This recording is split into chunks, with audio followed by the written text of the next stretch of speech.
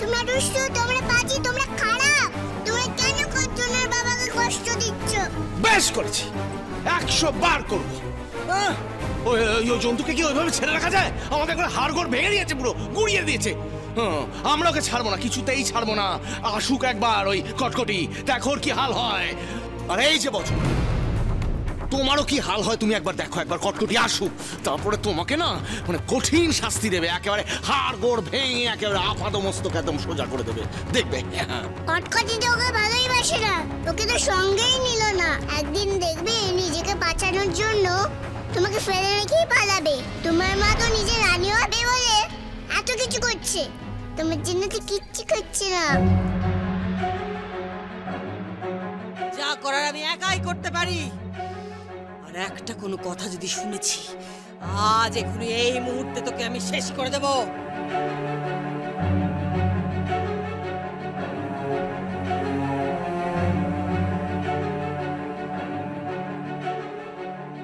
ও আমার কথা বিশ্বাস করেছে, ওকে আরো জানাবো আমি।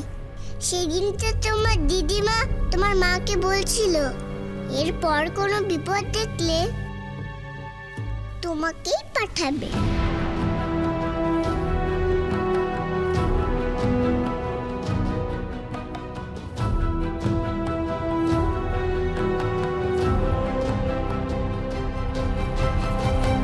এই, তুই যে সত্যি বলছিস তার কি প্রমাণ? আর কি প্রমাণ চাও তুমি?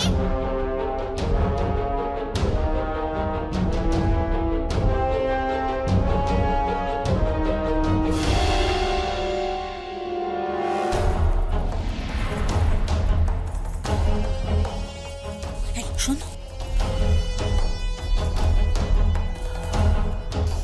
শোন, মা আমার আড়ালে আমার নামে কি বলছে সেদিকে খেয়াল রাখবি, বুঝেছিস? আচ্ছা। কুমার এখানে নেই, কিন্তু যারা আছেন তাদেরকে আমায় বাঁচাতেই হবে। জ্ঞানী বুদ্ধি বলেছিলেন আমার পরিবারের সবাইকে কিভাবে ফিরে পাওয়া যায়। অশ্রু নদী অশ্রুধারা, অবশেষে ফিরবে তারা।